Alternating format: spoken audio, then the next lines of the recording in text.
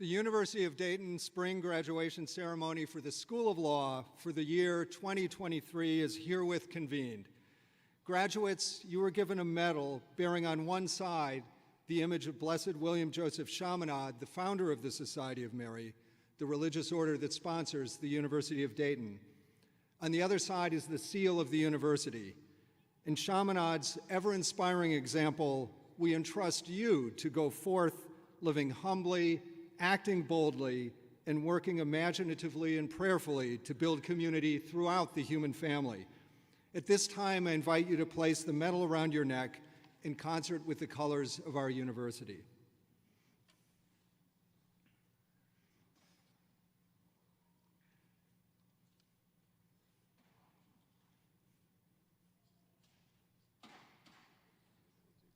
This is your final test.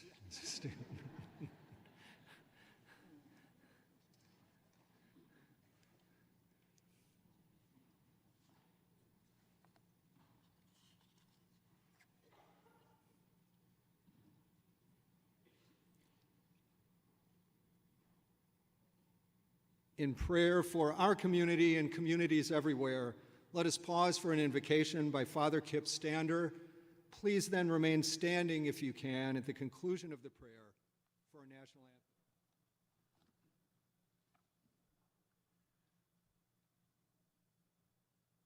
We gather in celebration of the students graduating from the University of Dayton Law School.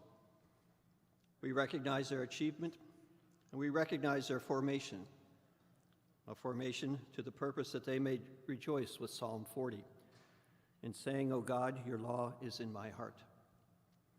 The UD Law School seeks to form its students' hearts through the merit characteristics of education by attending to God, gathering in community, intentionally including others in the belief that we are not whole until all are included, and sending forth in service to God's people. As we enter into our ceremony in reverence, we turn to God and pray. Gracious God, bless us with joy, gratitude, and resolve.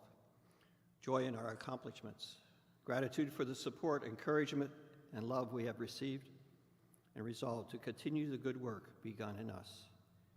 May you, loving God, act for, with, in, and through us, now and forever. Amen.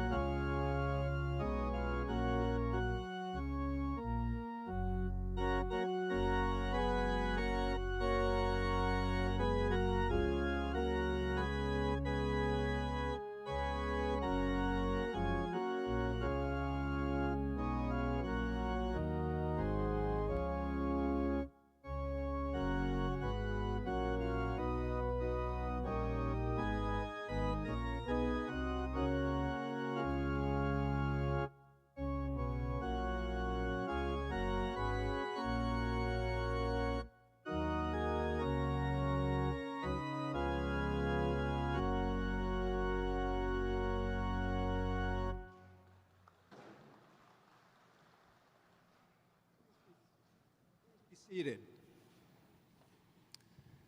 On behalf of the University of Dayton community, I extend a warm welcome to all assembled here today. Today, there's much to be proud of as we gather to honor our graduates. At this ceremony, we will award 183 degrees. Each of these graduates knows the critical role that professors and staff members have played in making their graduation possible.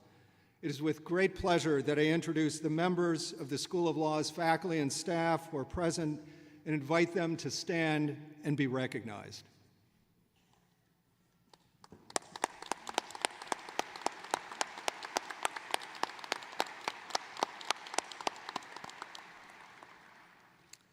Thank you.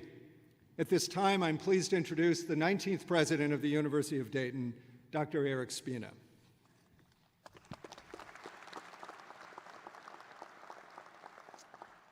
Good morning. Good morning. You're about to graduate from law school. Good morning.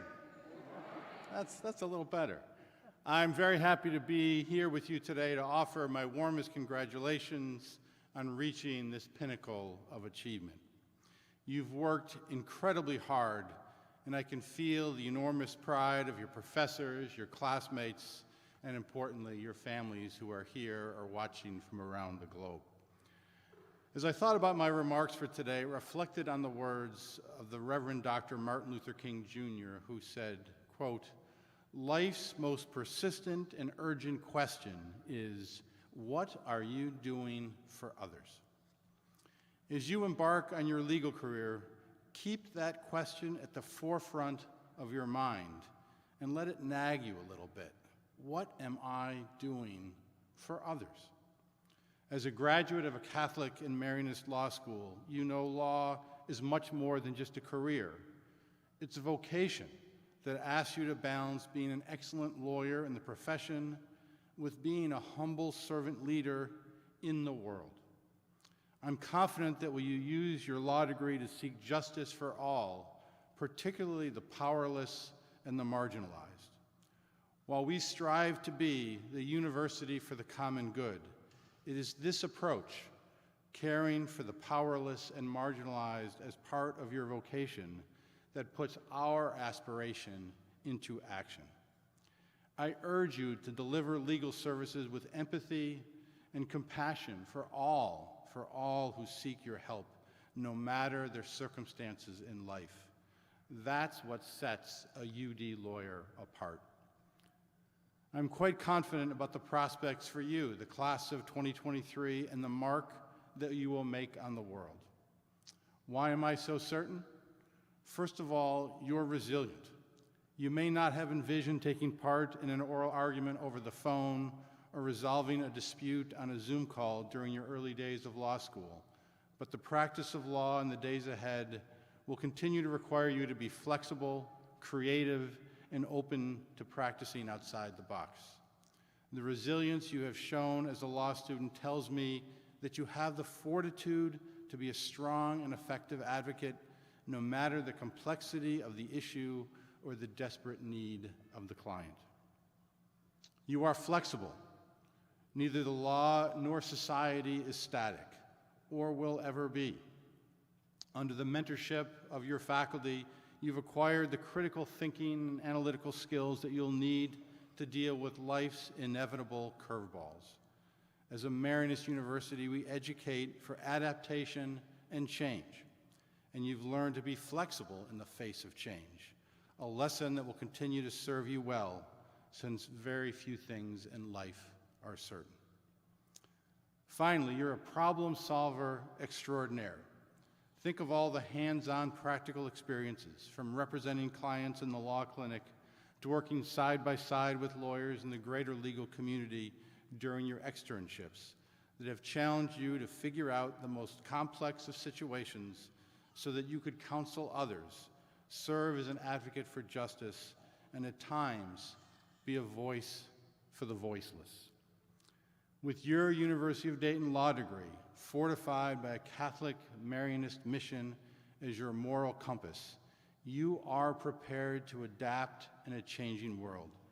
And because you are competent, compassionate, empathetic, and creative, you will persevere through challenging times and whatever life and your profession may bring you in the future. And I dare say you will not just persevere, you will thrive. Again, congratulations, you did it.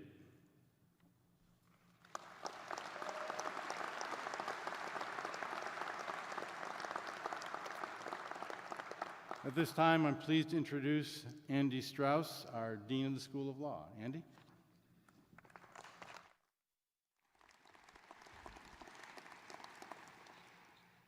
Thank you, President Spina.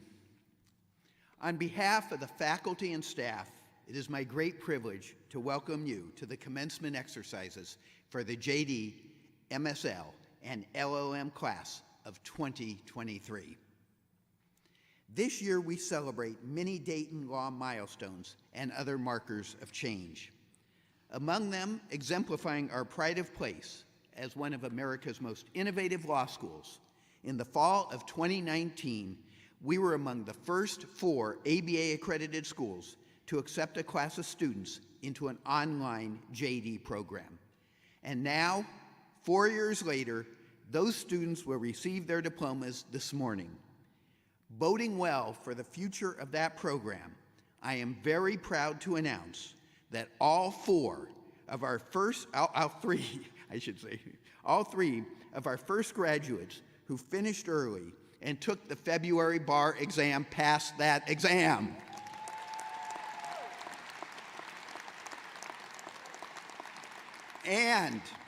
And among those 3, Catherine McHugh received Maine's award for obtaining the highest score in that state.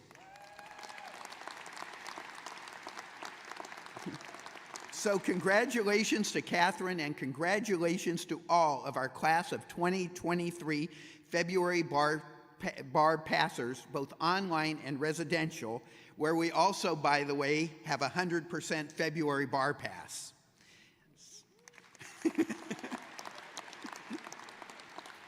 Our February takers have clearly set the bar, so to speak, for the rest of you graduates to meet on the upcoming July bar exam this summer. In another milestone, during this academic year, we celebrated the 100th anniversary of the first opening of the law school in 1922.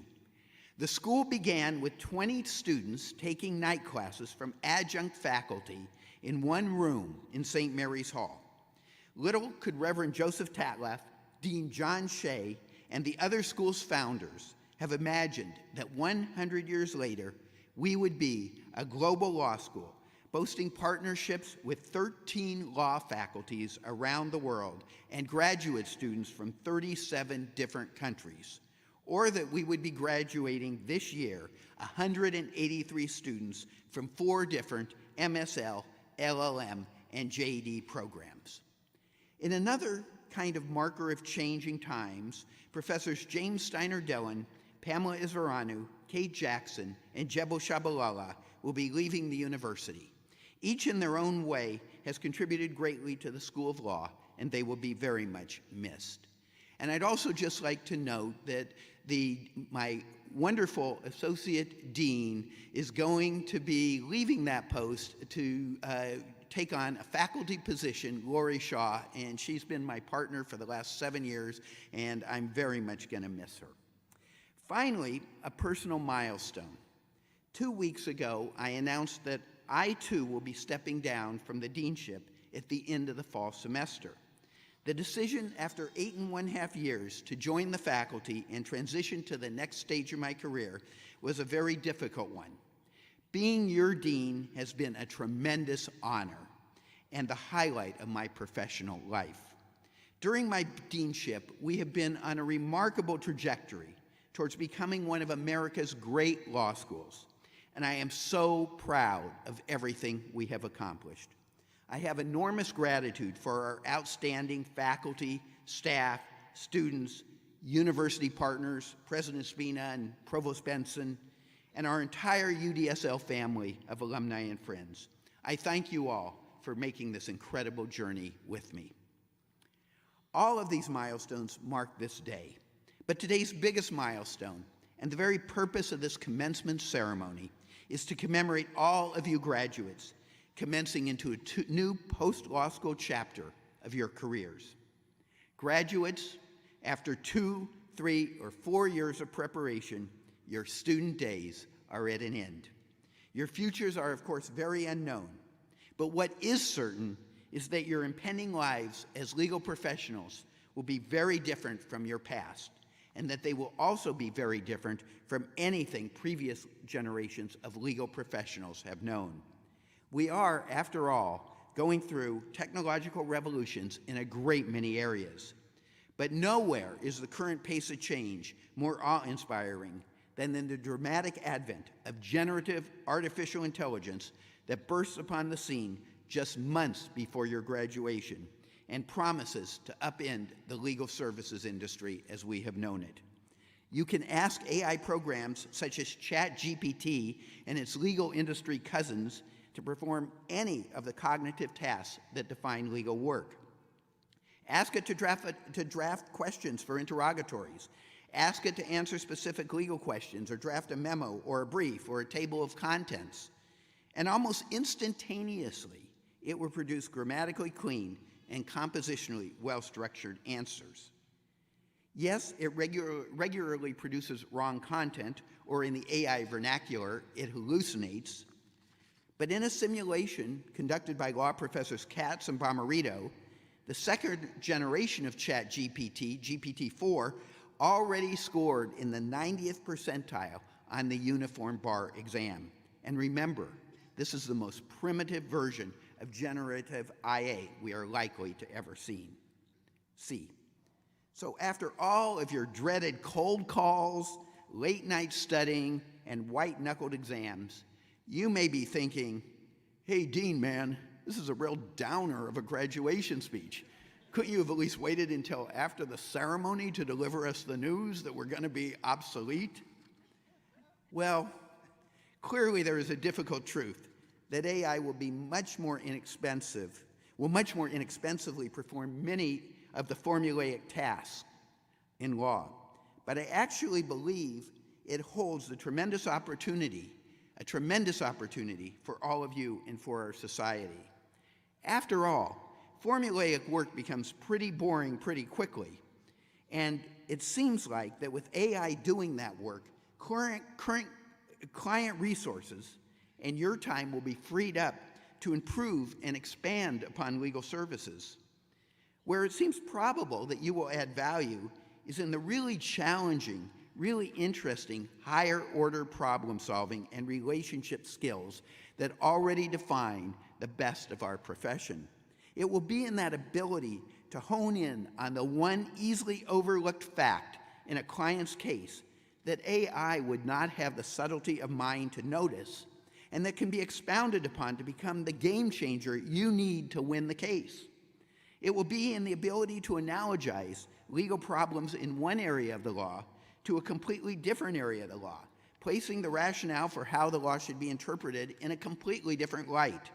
It will be in a mastery of the soft skills that spring from being human, that intuitive insight into the intricacies of your client's personality that allow you to convince her to accept a good settlement, and that spontaneous awareness of your negotiating partner's hidden concerns that allow you to get to yes. So as you all today look towards the future in our profession, your number one question should be, how do I further my development of these higher order skills? To answer that question, we first have to understand something about how the capability to do this higher order work develops in the first place. A good place to turn is the work of human development theorists such as Jean Piaget, Lawrence Kohlberg, and NYU faculty member Carol Gilligan, to name a few. They tell us that human cognitive and emotional development occurs naturally and sequentially. While human development theorists have many different focuses, their common point of departure springs from the insight that we grow cognitively, emotionally, and spiritually by decentering from a singular point of view to see and experience the world through the vantage point of larger and larger perspectives. Jean Piaget, for example, tells us that learning before the age of 2 that objects continue to exist even when we personally can't see them, object permanence, informs us early that there is a broader perspective on the world than that of our immediate personal viewpoint. Then after 2, we begin the long process of learning to see physical and emotional realities from the perspective of another person. For example, in a famous and oft-repeated experiment, a child of about the age of 3 sitting opposite an adult with a ball painted blue on one side and red on the other will typically insist, no matter how many times the adult spins the ball around, that both sides of the ball are the color she can see at the time. She simply cannot adopt the perspective of a second person. Then starting at about the age of 10, the child developing an even larger third-person perspective, or societal perspective, of a lawyer perhaps, begins to internalize the concept of generalizable rules that apply to everyone. Finally, beginning at about the age of 12, the child learns to take an even broader, call it a fourth-person perspective, that allows her to assume an additional vantage point from which she can synthesize, critique, and challenge those rules. While it is possible to stop your intellectual and emotional development at this stage or even before, as far as we know, there is no limit to the depth and complexity of perspectives that humans can grow to assume. So the higher order emotional and cognitive skills that will be so valuable to you in the future come out of your natural process of growing. But after those early stages of development that our spontaneous curiosity carries us through, you have to make the choice to continue your growth. Much of your education at UDSL has been in the nature of this choice.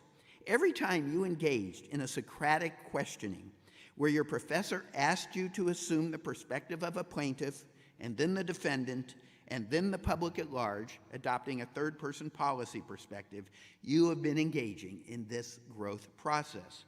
And through our ecumenical Catholic and Marianist orientation, you have as well been invited to explore your spirituality through a variety of different lenses. As you know from law school, continuing to grow, to gain deeper and deeper and broader perspectives on the world is not always easy. It takes mental discipline, and it can be hard to part with older perspectives. But continuing this cognitive and emotional growth through your lives will not only allow you to succeed in the AI-driven legal services profession of the future, but it will also offer other life-changing rewards as well. You can multiply your career possibilities by employing your expanding capacity to integrate your legal perspective with perspectives from businesses, the science, and even the arts. And in our fraught political times, as you gain appreciation for an ever-increasing multiplicity of social perspectives, perhaps you can help your fellow citizens to better see the world through each other's eyes. Finally, what can make for a more ultimately satisfying inner life than to continue to deepen your ability to see the world cognitively, emotionally, and spiritually in all of its wondrous depth and complexity, far beyond your narrow own first-person perspective?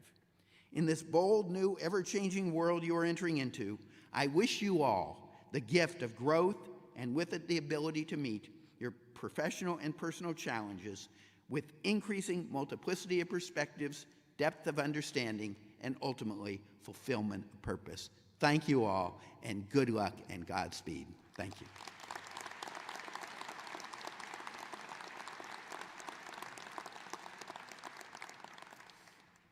Now it is time for me to present our student awards. The first award is the Brother Raymond Fitz Student Leadership for Justice Award. Each year, the School of Law honors a student who has enriched the law school community by promoting community service and social justice with the Brother Raymond Fitz Student Leadership for Justice Award. The award's namesake, Brother Fitz, served as UD president and dedicated his own career to actively seeking ways to better the world.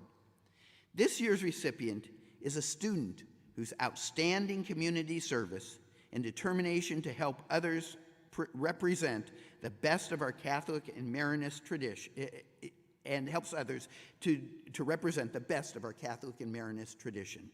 This student's name will be engraved on a plaque to be displayed in the law school.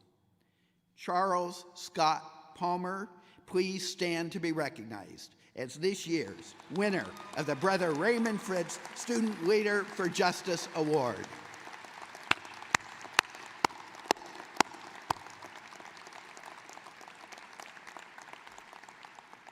Charles is dedicated, talented, and committed to succeeding in all that he does, and I have no doubt that he will fulfill the promise of this award. He has shared with me his calling to become an outstanding attorney and political leader for justice, and he is certainly off to a good start. During his time at UDSL, he has been 3L president, vice president of the Black Law Students Association, BALSA, and president of the Law School Democrats. In his capacity as BALSA vice president, Charles has worked successfully to further the work of past generations of BALSA leaders in building bridges to the law school and the greater Dayton legal community, as in, for example, his work to expand the reach of the annual BALSA Cinque dinner to distinguished lawyers and judges throughout Dayton. Just a few weeks ago, he helped spearhead and then participated in a debate between the Law School Democrats and the Republican Law Society. I was very proud of that debate because Charles and our other students participants showed that unlike in many other corners of the world today, at UDSL we can disagree, even disagree strongly, and not only respect each other, but also be friends. In addition, Charles was one of the key student mobilizers of our law student affinity groups to establish another inaugural event, the Dayton Law School Diversity Ceremony, that took place just yesterday to celebrate diversity among our graduates. Through this ceremony, Charles and his fellow student organizers have created a lasting legacy for our community. And Charles is already involved outside of UDSL at the national level. For example, through his work with an NGO called Results, the Power to End Poverty, and as a research fellow for the Renew America movement, he is engaged in bipartisan voting reform and poverty alleviation initiatives. Charles is an outstanding leader, and as of today, I am proud to call him an alumnus of the University of Dayton. Again, please join me in congratulating Charles Scott Palmer, the 2023 winner of the Brother Raymond Fitz Student for Leadership Award. Congratulations. You may be seated. The Lisa A. Kloppenberg Student Leadership Award is one of the distinct honors conferred upon a graduating student.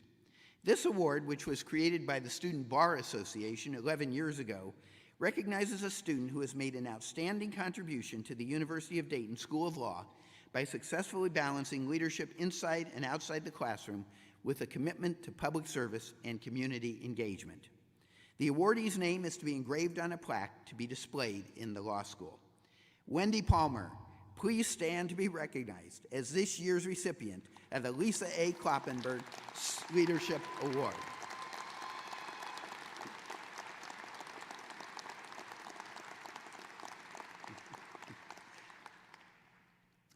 Wendy is a member of the first graduating class from our hybrid online JD program.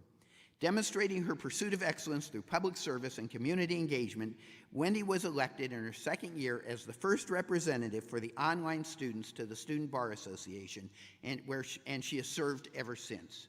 As the inaugural student online representative, everything Wendy did was a case of first impression. She has been a leader in the true sense of the word, helping pave the way for future student representatives by working through many student issues and processes with us for the first time. In doing so, not only was she a most effective voice for her constituents, but she leaves a tremendous legacy to the online program and to the school. Beyond the virtual boundaries of the Dayton Law's Zoom room, Wendy has spent countless hours doing public interest as a guardian ad litem for the betterment of children in foster care.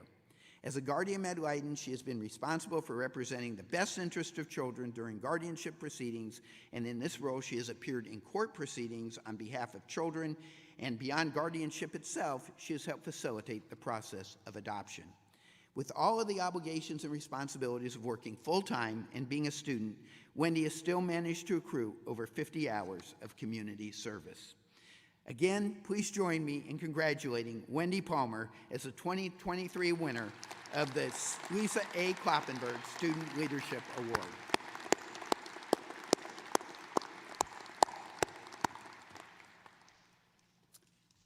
Academic excellence is at the heart of the mission of the University of Dayton and its law school. It is now my distinct pleasure to introduce, as an example of student leadership through academic excellence, our student speaker, Nick Taylor. Nick is quite simply both an outstanding student and an outstanding leader. As a leader, he has served as class president both his 1L and 2L years, and in his third year, he was voted president of the Student Bar Association. Nick was also a Dean's Fellow who mentored and helped create a sense of belonging among incoming 1L students, and he served as a student representative on the Academic Appeals Committee.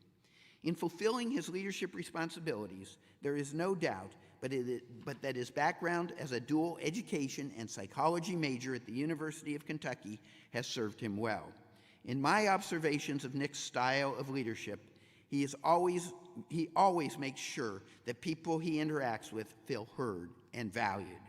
In his willingness to step in and help when needed or passionately advocate for others, should the call arise, he's created trust within the law school community that extends not only to the students, but also to the faculty, staff, and administration who have worked with him on numerous issues, events, and projects. As a student, Nick is also quite gifted. He is one of today's graduate students who was part of the Leadership Honors Program, and in his time at UDSL, Nick has won 5 Cowley Awards, which are given to the student in each law class, and he was selected a member of the Law Review and earned the position of publication editor, where he published his article, his comment, Dodging a Supply Chain Crisis, One Waiver at a Time. After passing the bar, Nick will be practicing state and municipal law at Frost Brown Todd in Westchester, Ohio. Nick, could you please come up and address the graduates?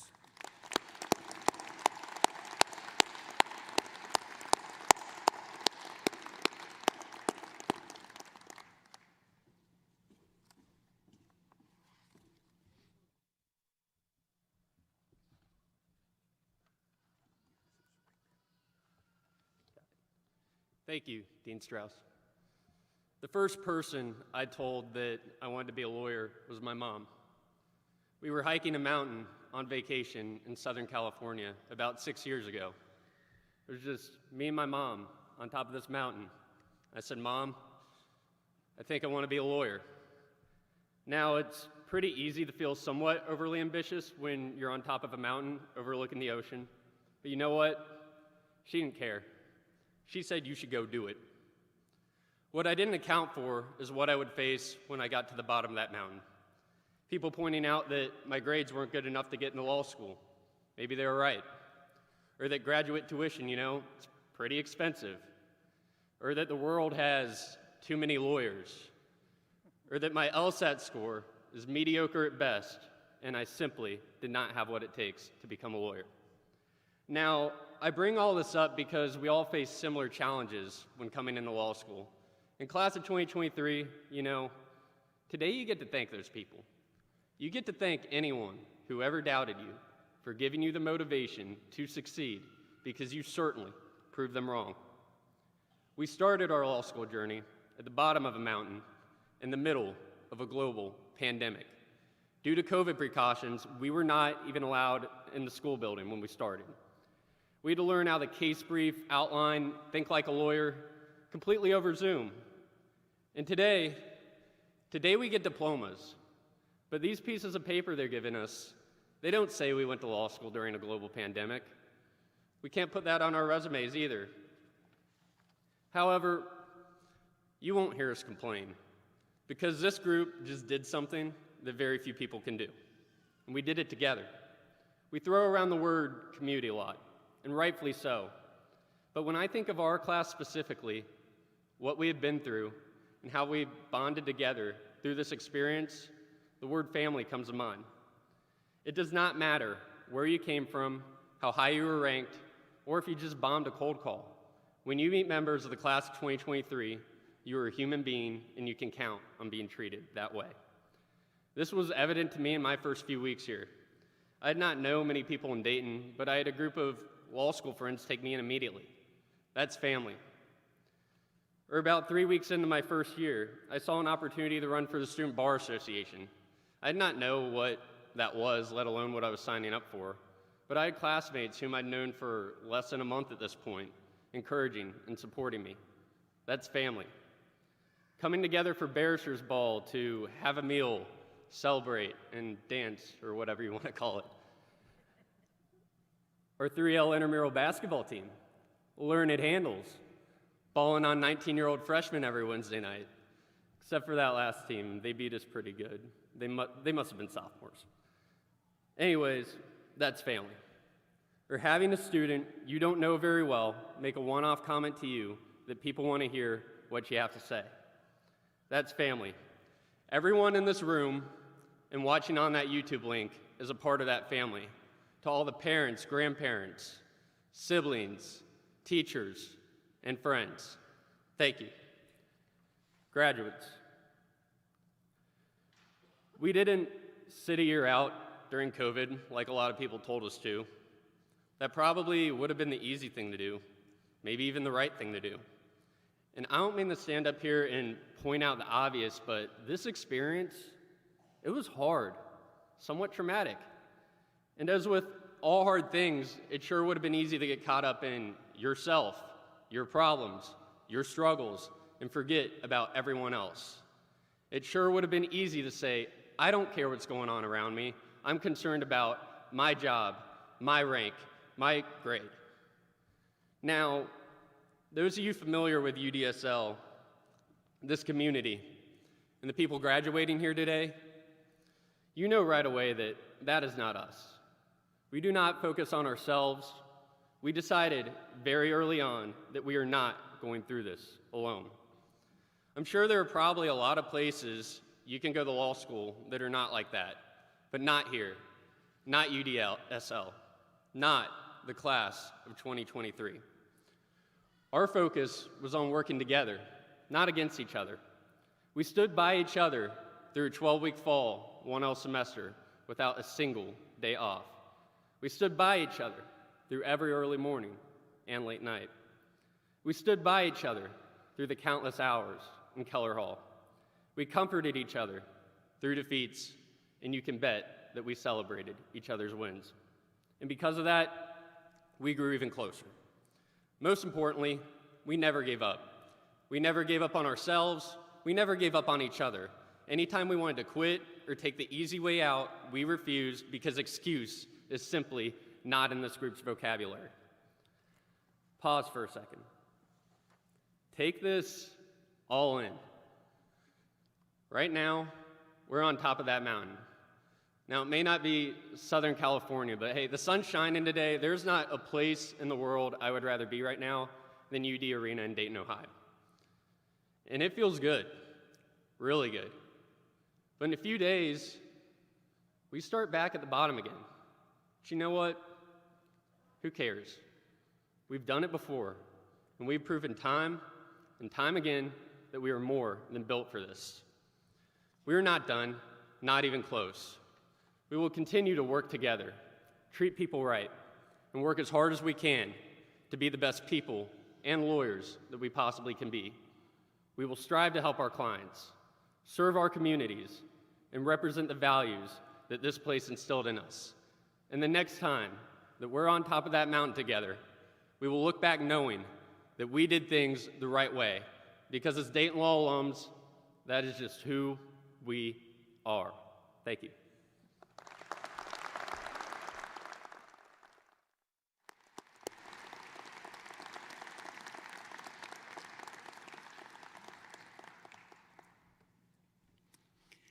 As part of my fundraising responsibilities, I often travel around the country to meet with alumni of the law school. In those meetings, donors like to tell me stories about beloved professors from their days at the law school. For example, I was in New York City a couple of weeks ago, and one alum told me of his favorite professor, a former colleague of ours, who was so devoted to the Socratic method that in a small class he continued using it rapid fire, even on a day when there was only one unfortunate student in attendance. Well, all of us in my first year section from the New York University School of Law, class of 1985, have our own favorite professor, today's graduation speaker, that we still tell stories about 40 years later. In 1982, graduates, I wasn't Dean Strauss. I was just like you when you started a few years ago, a 23-year-old first-year student with a big mop of hair, well, in all honesty, at least on the sides.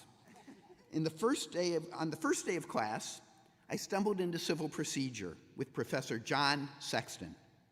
He was a youngish PhD in the history of American religion from Fordham University and J.D. magna cum laude from Harvard Law School only in his second year of teaching. Unlike any of our other professors, Professor Sexton brought himself, his whole self, into the classroom. We learned about his upbringing in Brooklyn, his time coaching a Catholic girls' school, Catholic high school all-girls debate team that he led to over 5 national championships, and his love for his late wife, Lisa.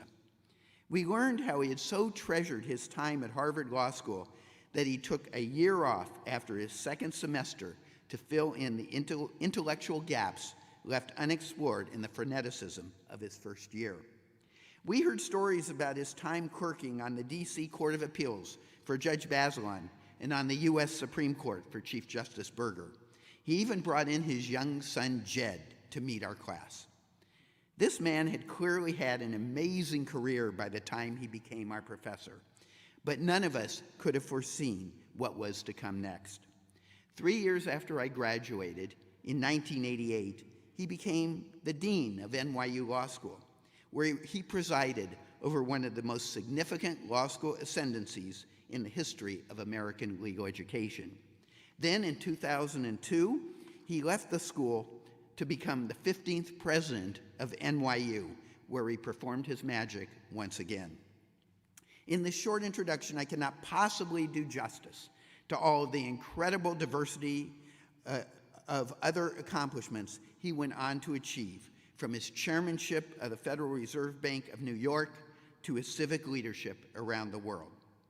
But what stands out most all these years later is the extent to which this man, who is famous for his bear hug greetings to his great many friends, reached out to bring us all under his embrace as an antidote to the otherwise daunting law school experience. By force of his amazing generosity of spirit, he humanized law school for us over many, many meals and other times in his office, where he made himself available to answer questions or just muse about law school and life. I'm honored to present to you our 2023 commencement speaker, my former professor and my friend, John Sexton.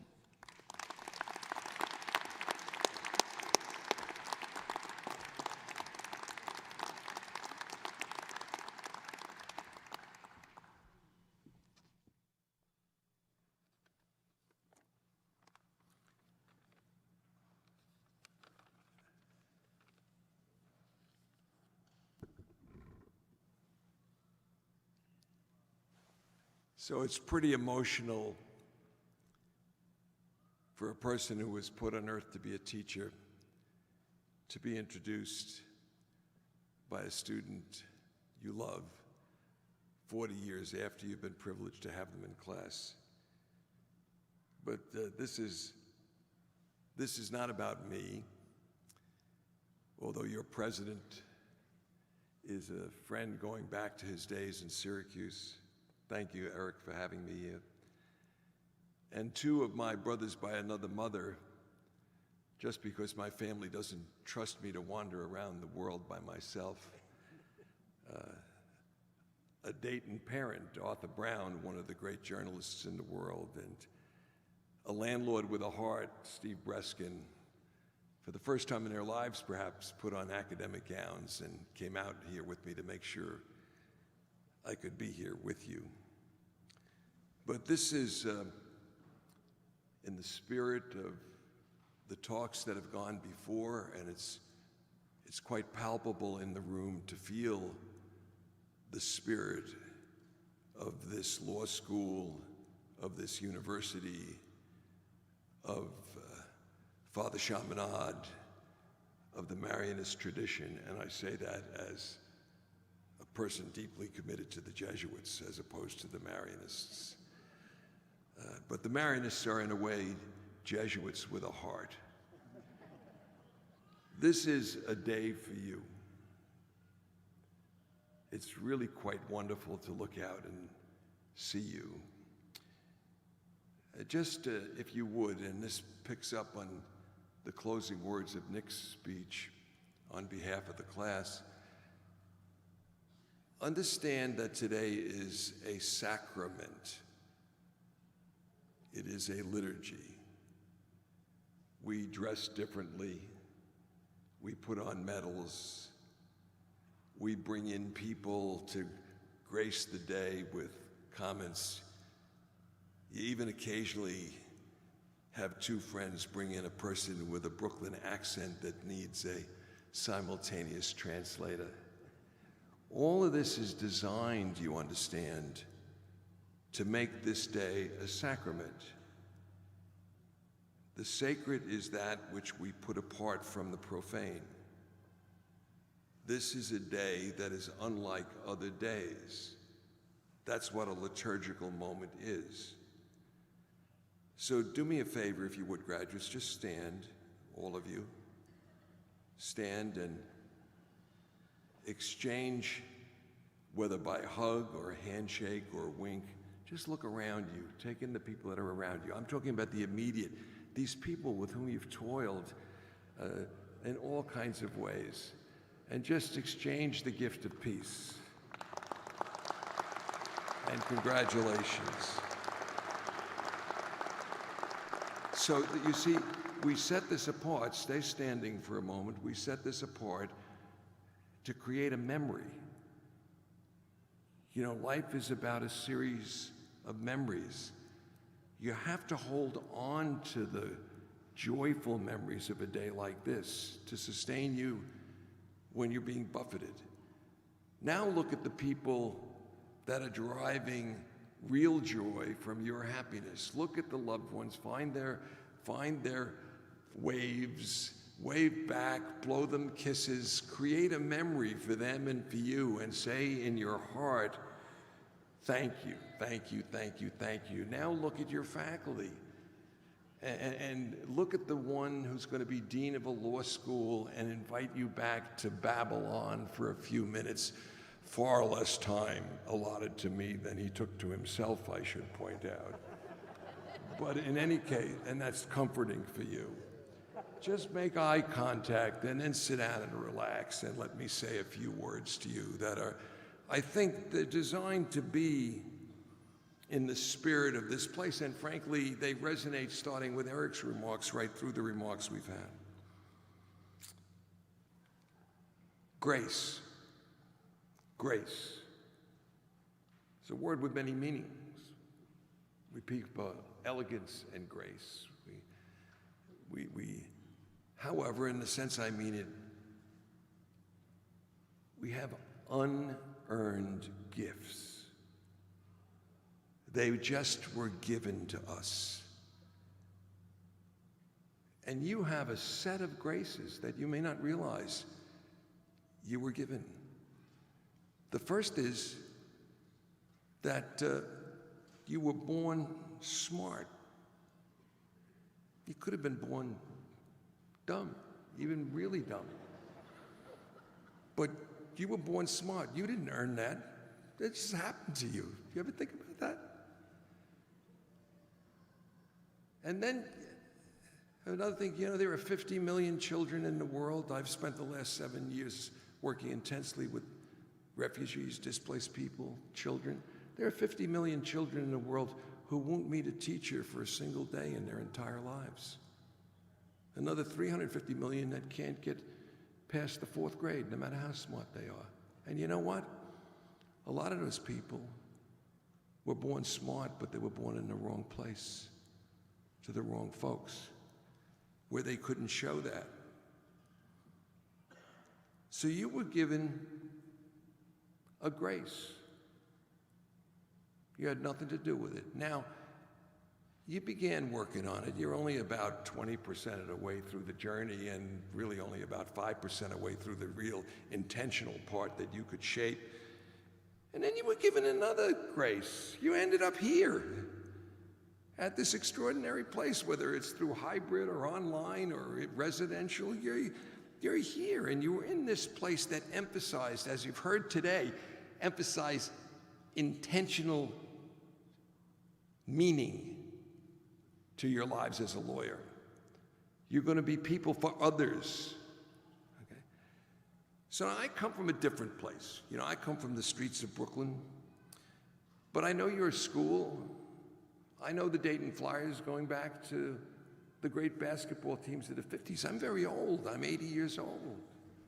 So I know a Dayton long before you were a gleam, or your parents perhaps were a gleam in their parents' eyes.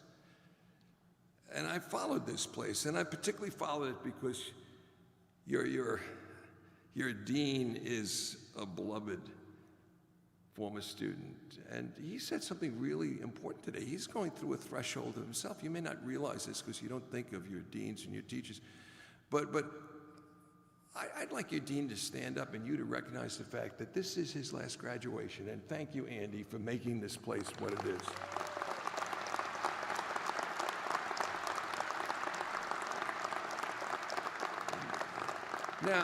Now, I will tell you that I remember where he sat in that classroom, true. I remember the case that I grilled him on for 9 classes. For 9 classes. It was Fuentes versus Shevin. It's appropriate. It was about uplifting, representing Mrs. Fuentes against that damn company that wanted to rip her stove out of her apartment. That was Andy's case. That began to form him. He lit up the school. He lights up rooms that he entered. And yes, he did sell his soul to go off into one of the big law firms of New York. But we all sin. He finally found his vocation in teaching.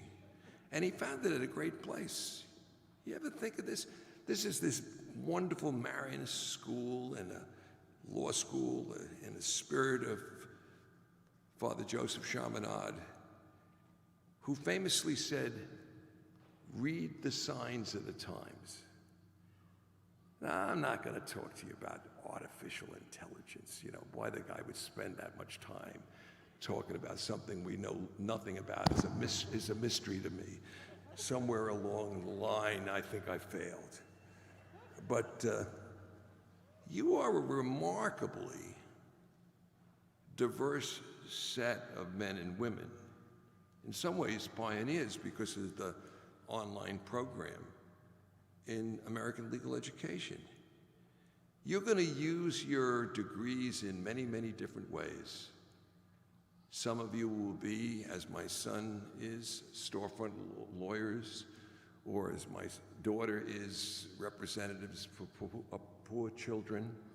Some of you will be in positions of power. You got the talent for it. You've got the opportunity to hone it. You've done a pretty good job here in now earning what you're getting today, which is the tremendous empowerment of law. But you're going to enter a world where you could have, in potentia, a tremendous effect on our times. So read the signs of the times. What are the big trends that are out there? And I just want to focus on one. And that is that our world is shrinking, whether it be because of transportation, communication, the ability to give a class as I do on 5 continents at the same time because of the technology we have, the economic, the cultural interdependence and interrelationship of all of us in the world. The world is shrinking. Never before has it been more true that no person is an island. Never before has it been more true that what happens in distant and remote parts of the world, whether it involved the climate or food security or war, it is in our house. So the world is shrinking. And the great question of your time, of our time, is how is humankind going to react to that? How are we going to behave in the face of that? And particularly, what role do we have as lawyers in that context? Are we going to flee from the unfamiliar in our lives? Or are we going to embrace it as a great gift of creation? Are we going to build gates or retreat to caves to avoid encountering difference? Or are we going to build bridges that connect the world like the great elements of a watch, each identifiable, interconnected, interoperative, and creating a whole that's greater than the sum of the parts? Our better selves, this school, your professional choice, calls upon you to say, I'm going to embrace the complexity and otherness that will characterize this miniaturized world. I'm going to seize upon it, and I'm not going to do it as a favor to those that are different from me. I'm going to do it as a delight, as a gift to me, another grace that is just there for me to enjoy. The fullness of creation is there for us. And it is the spirit of the context in which you've learned that calls upon you to be, to use the word Andy used, to use the word that's been so important in the development of my life, ecumenical. Ecumenical. To see the world not just through the one window you're given, but through the many facets of a diamond, as many windows as possible. To, in the words of my greatest teacher ever, play another octave of the piano. Don't just play the octave you were given. Reach out and make great concertos by playing other octaves. Now, there are serious headwinds. The man who is about to become the chairman of the Board of Trustees at NYU, a very, very distinguished lawyer. In the speech 20 years ago, when I called him to the Board of Trustees of NYU, told about growing up in the Grand Concourse in the Bronx as a young only child of a tailor. And he would come home, he was in an honors public high school, and he would come home and he would have read the paper of the day and seen the issue of the day. And he would sit down with his mother and father for dinner, and he would try to say to his mom and dad, especially his father who sat at the head of the table, "Dad, did you hear about it?" And his father would say to him, "Don't worry, Evan, they're taking care of it. They're taking care of it." He said that day, I never knew who they were. Now, today, we don't trust them, the people that are supposed to be taking care of it. We've dismantled faith in the institutions that are supposed to be taking care of it. There's a diminished sense of the common weal, of the kind of community that Nick spoke about, that you represent.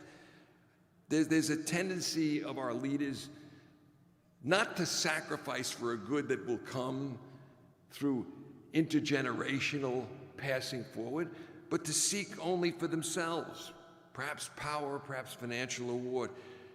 And there's a certain absence of anybody in any sector. I shouldn't say absence. There's a shortage of people who are willing to take pain for others. Not just live a life for others. That could be a life of pretty good pleasure and reward, but take pain for others, the way so many have done in the history of our country.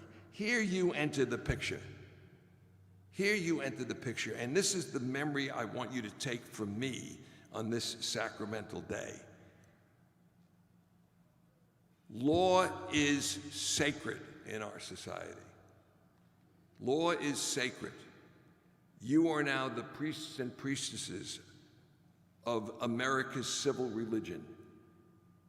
And you are empowered with an instrument wherever you are in the world, because we have students here from all around the world, either remotely or here in this room. You are lawyers You are the bridge builders. You are the communicators of civil society. You are the conscience of civil society, wherever you do it, wherever you do it. The headwinds are strong. But at the end of Graham Greene's great novel, The Power and the Glory, the last remaining priest standing against the junta in Mexico, the whiskey priest, an alcoholic, that's where the church, and for those of you that are not of my faith, Catholicism, this is a metaphor that applies to everything. We were at the bottom, down to one alcoholic priest.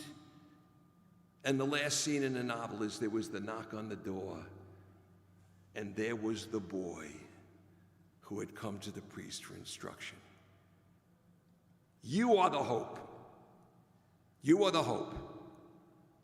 Start with yourself, build out to your family. As Confucius says, circle by circle by circle. We cannot give up. The headwinds are strong. We must build the common. Law is the interest for it. I have at NYU a Hall of Fame of NYU lawyers and a Hall of Shame. I haven't bothered to tell people in the Hall of Fame that they're in it. They don't need motivation. I have confronted the first two inductees into the Hall of Shame, person to person. I won't name them here. The sinner is his or her own condemnation. Let them live in the ninth circle of hell. But you should all, from this day on, understand our world is hurting, but you are the solution. In however large an impact you want to have, just at each moment, as your president said, as your dean said, as Nick said, for others. Use the law for others, especially the voiceless. And never let it be said as you reach 80 that there's one child in the world who will never meet a teacher in his or her entire life. God bless you. Go forth and do good. Thank you very much.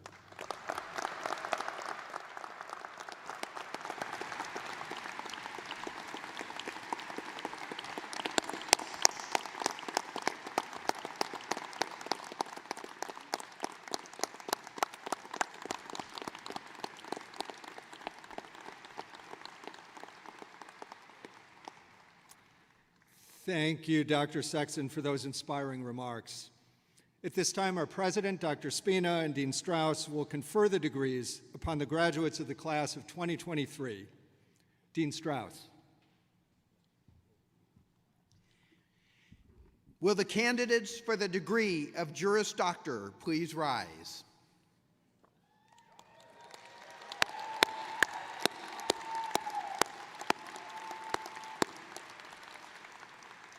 Will the candidates for the degree of Master of Laws please rise?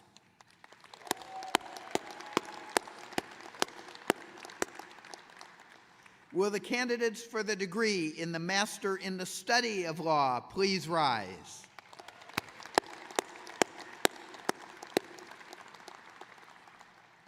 President Spina, it gives me great pleasure to present the candidates who have completed all of the requirements prescribed by the faculty of the School of Law for their respective degrees, and to recommend them as worthy of being awarded the degree for which they have been approved.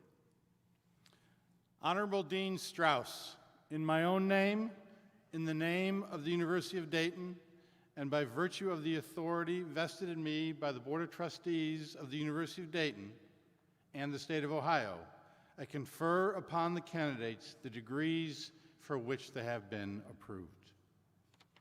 Congratulations.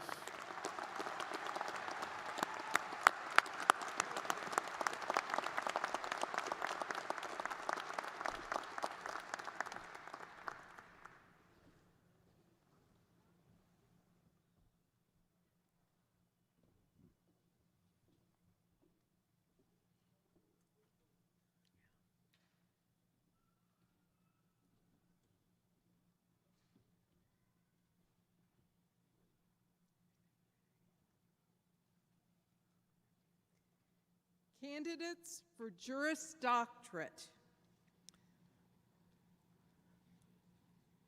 Colton James Abner.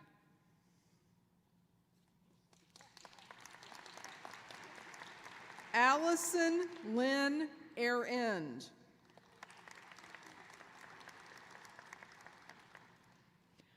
Benjamin Michael Acebrook Pro Bono Award.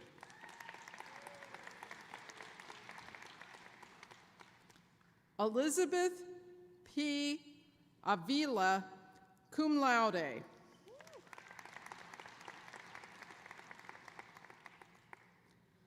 Carmelo Dominic Barilla.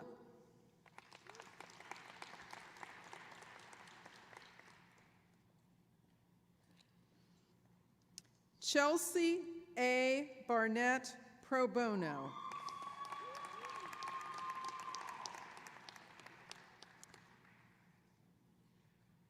Leah Jane Bay, cum laude.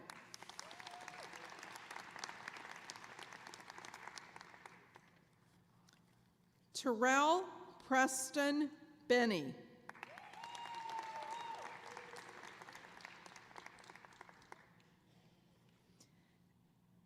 Elliot James Love Biddle.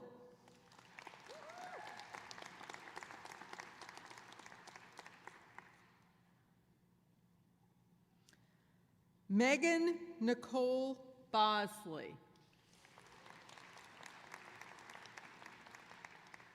Eric John Brameyer. Andrea Nicole Carlson. Trisha Lila Chatterjee, pro bono. San Hui Chi, cum laude. Jesse R. Clark. Kevin J. Coburn, pro bono. Ryan Martin Connolly.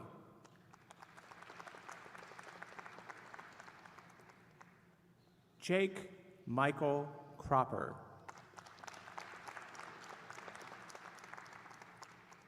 Joshua Joseph David, pro bono. Lauren Julia DeClark.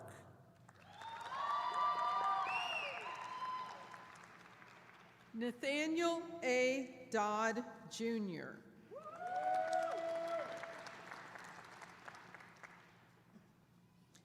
Caitlin Alexis Doles. Justin Tyler Elkin, summa cum laude.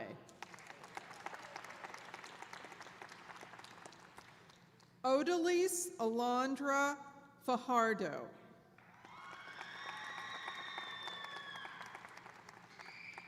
Hannah Fard. Dejanay Ty Farmer.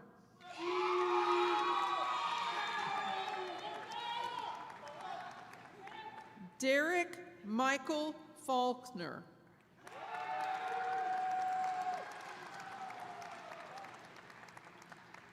Andrew Benjamin Ferguson, summa cum laude.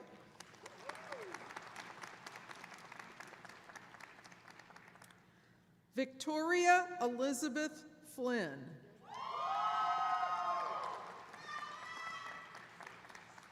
Chloe Annette Freitas.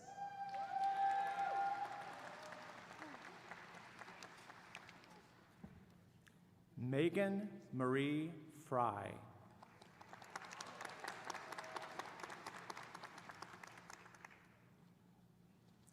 Aaron Anthony Gonzalez, cum laude.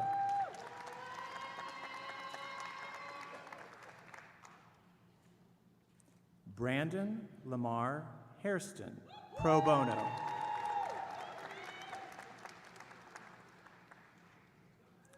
Brody Michael Hannon.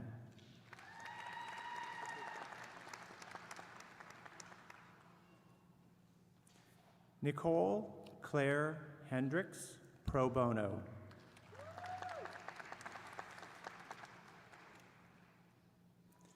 Brooke Emily Hewlett, cum laude.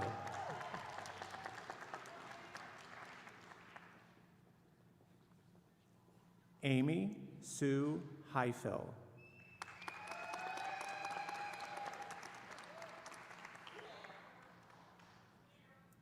Taran Hergy.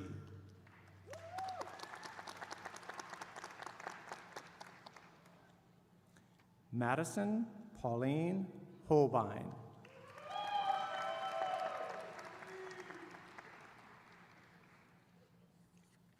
Tess Houlihan. Madeline Ruth Howell. John Patrick Jarecki, cum laude. Trent E. Jones.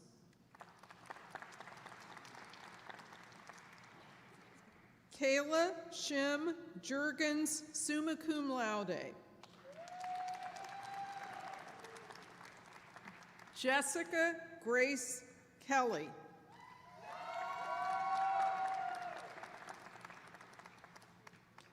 Zachary Ray Kennedy. Olivia Grace Kilby, pro bono.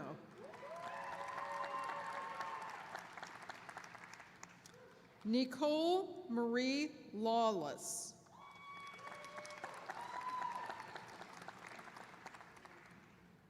Jacob Alexander Leach.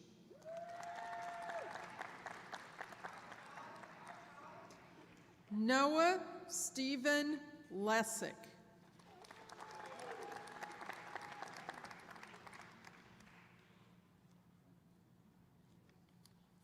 Reed Lori, magna cum laude.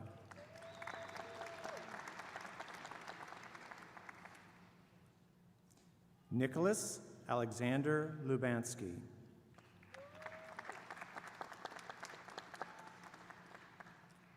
Spencer Charles Malone.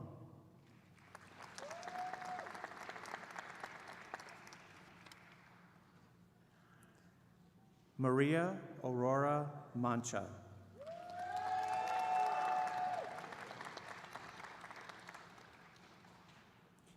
Elise Lynn Marinan, summa cum laude.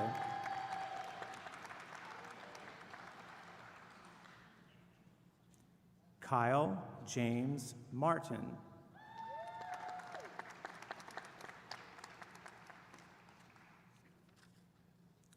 Samantha Michelle Martinez Gonzalez.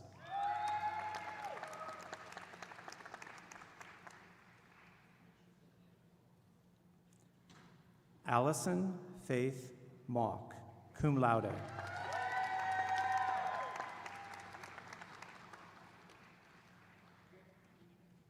Shane Douglas McDonough.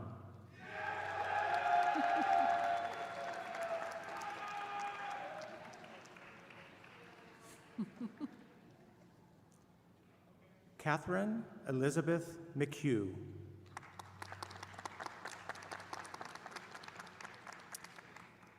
Verena Isa Maywad, pro bono. Edward William Marer III, cum laude.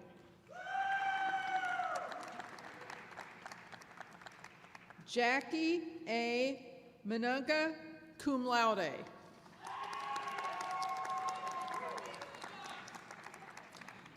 Joella DeJaneira Mathola.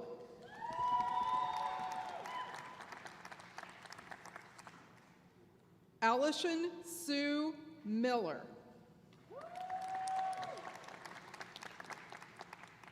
Christopher Todd Milner, magna cum laude. Trista Jane Mixon.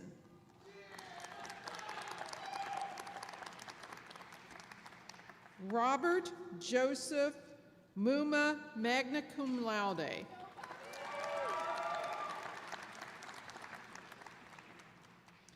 Madison Eileen Myers.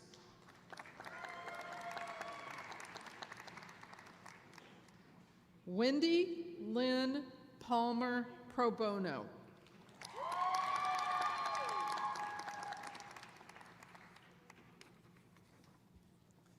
Gregory James Parker.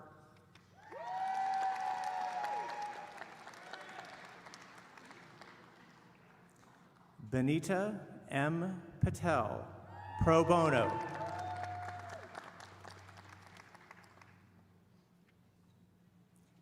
Adrienne E. Perez.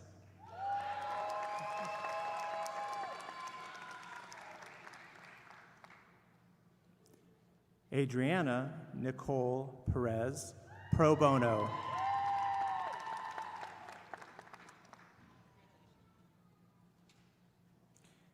Brianne Lynn Petrus.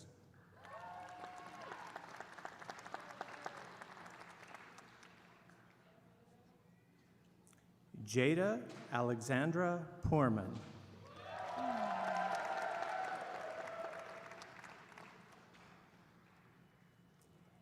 Eric Christopher Pop, pro bono.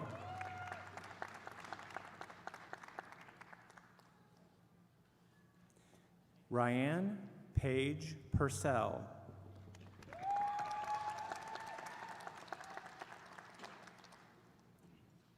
Paige Ashley Rains.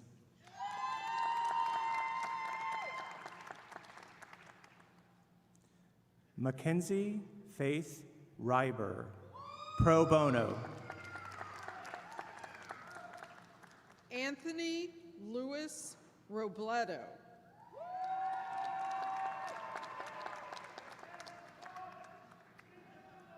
Julianne Amanda Rosh.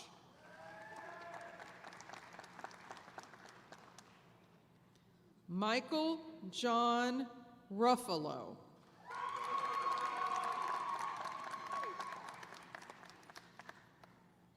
Abigail Catherine Russell. Charles C. Scott Palmer, pro bono.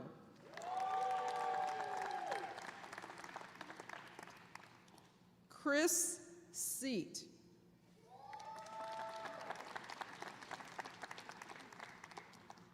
Maggie Sedmak Shaver, summa cum laude.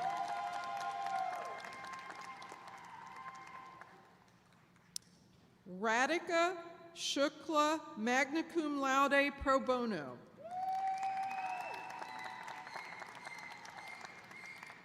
Jenna Marie Solorzano.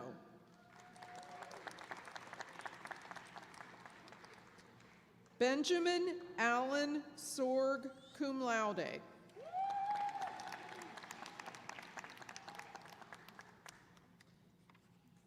Harrison Robert Sorm.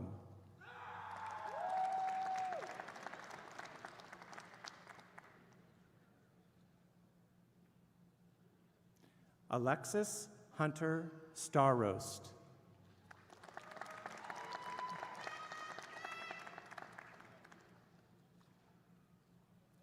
Stephen Stavnam.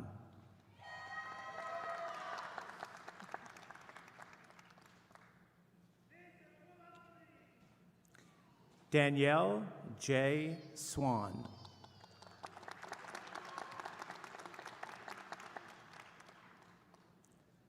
Nicholas Robert Taylor, summa cum laude.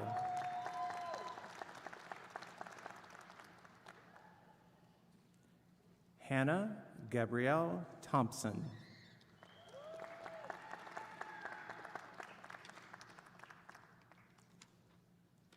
Isaac Lewis Tencher.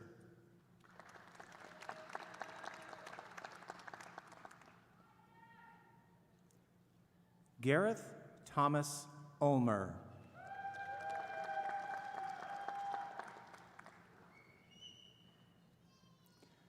Valerie Vallejo Ramos, pro bono.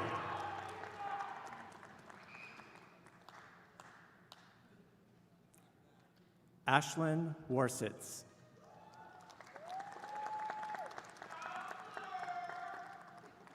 Sydney Elaine Wirtz.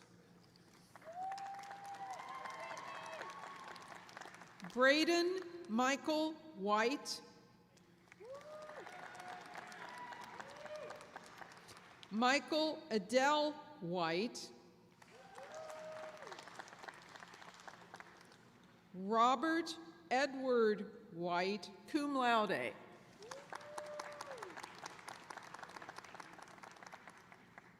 Braden Thomas Wicker.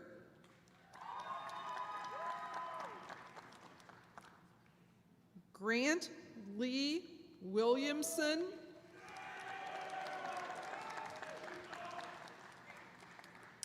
Patrick Coyle Windmoller.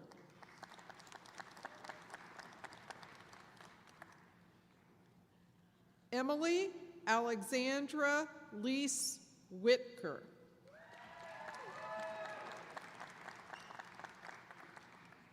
Connor John Zamilski.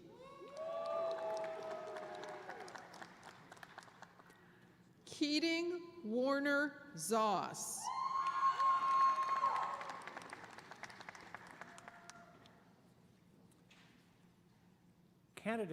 Candidates for Master of Laws. Jose Roberto Aguayo Angulo.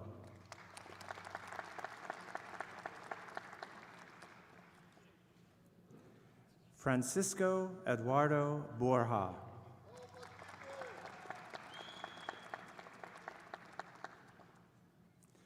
Charlene Michelle Caceres.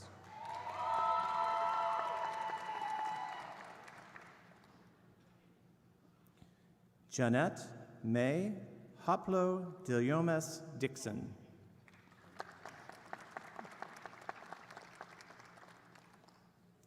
Bjorn Dupre.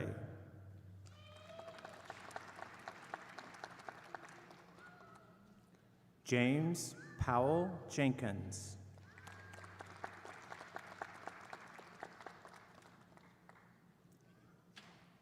Daniela A. Medina.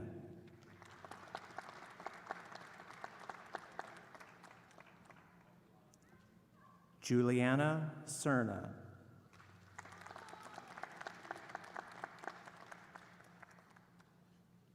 Maria Belaine Tutivane Delgadillo.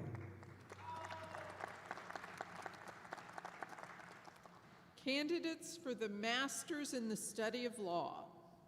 Marie M. Braswell.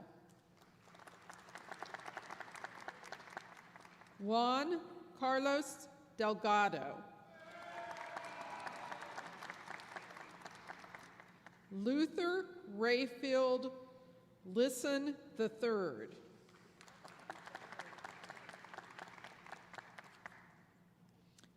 Francesca Marie Gaudillo.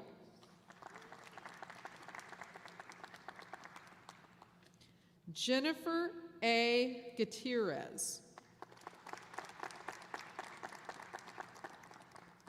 Kendra Claire Kelch.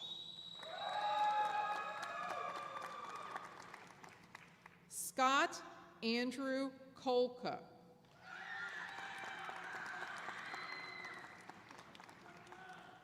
Abigail Catherine Rell.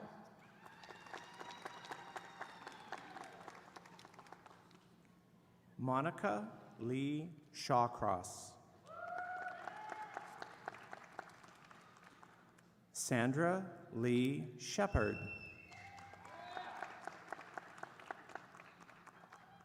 Jennifer Jean Schupert.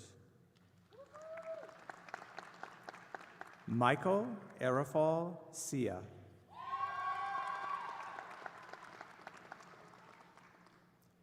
Suzanne Wilkinson.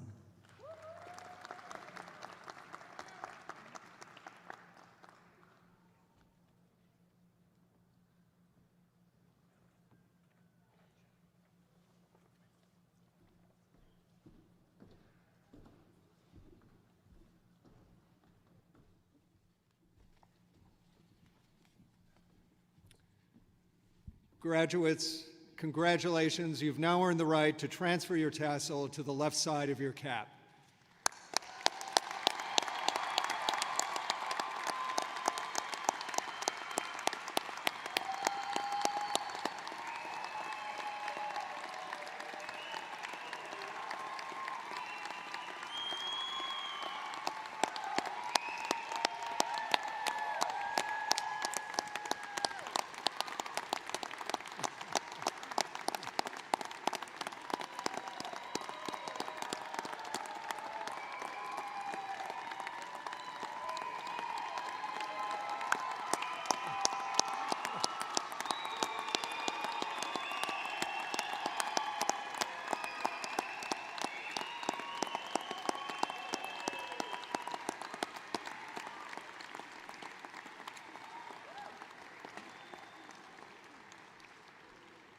Please be seated. At this time, I would like to introduce Kelly Hayes, a 2014 alumna of the University of Dayton School of Law and Secretary of the School of Law's Alumni Association Board of Directors. Ms. Hayes.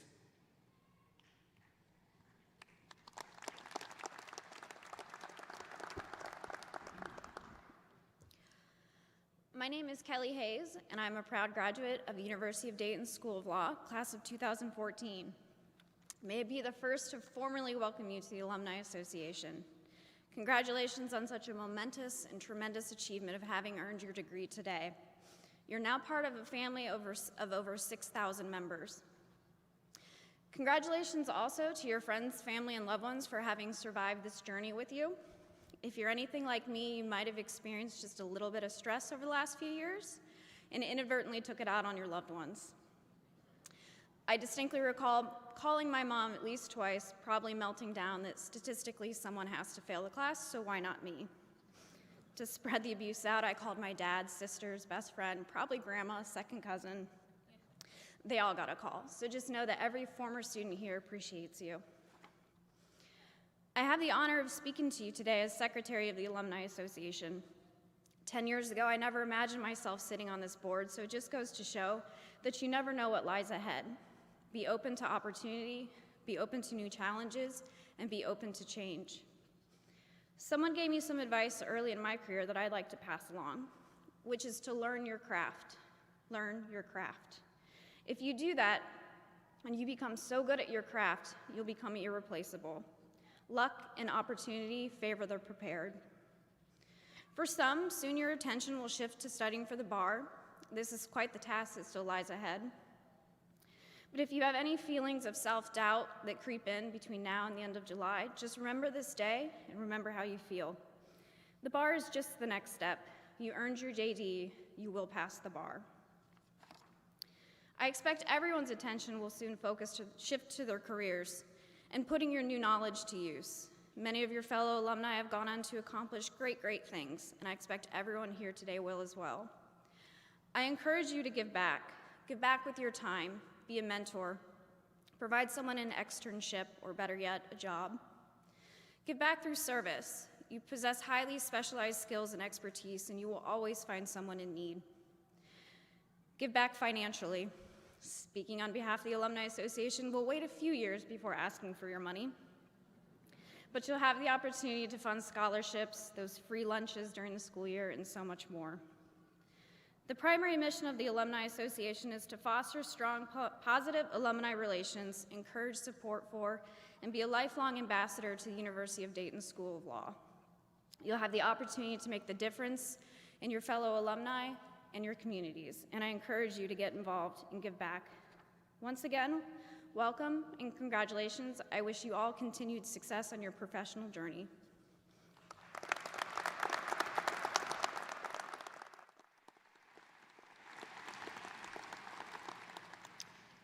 As this commencement ceremony draws to a close, the University of Dayton marks 173 years of service to our students.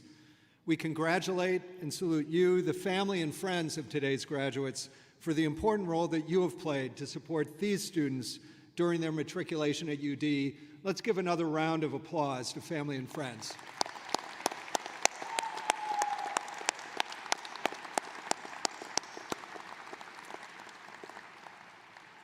And to the University of Dayton School of Law's class of 2023, we salute you for your achievements and wish each of you well in your life's journey. Congratulations again.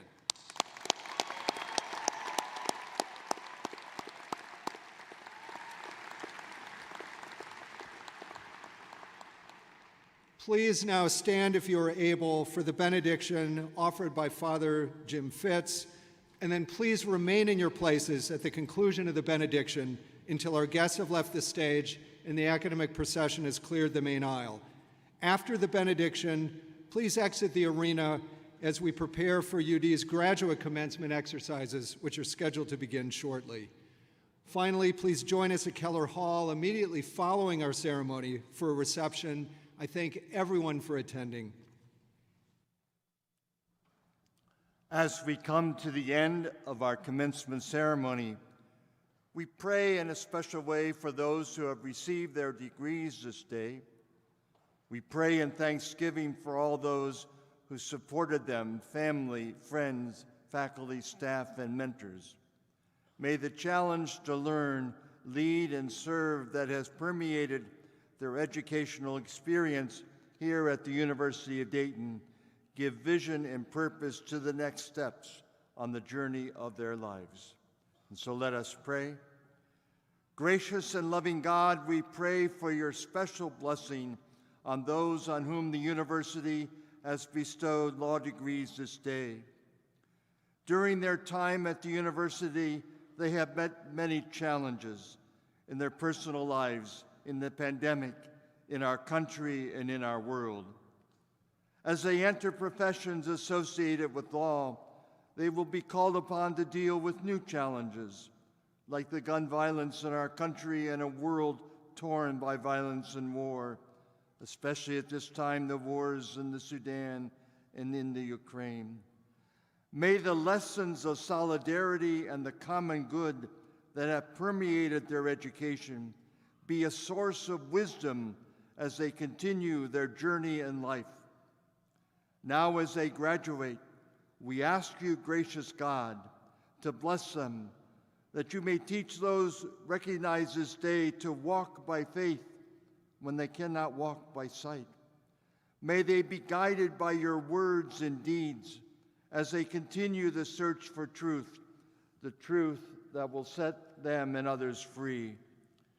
May your Spirit, the Spirit of love, descend upon them and inspire them to love not only in word and in speech, but in deeds and truth, so that they help build communities in a world where the dignity of each person is upheld and respected, and all people join in the search for peace, justice, and love.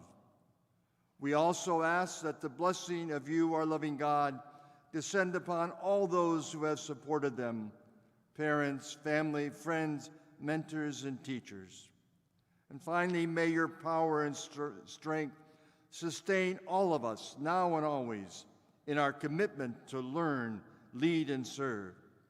We make this prayer to you, our gracious God, now and forever. Amen.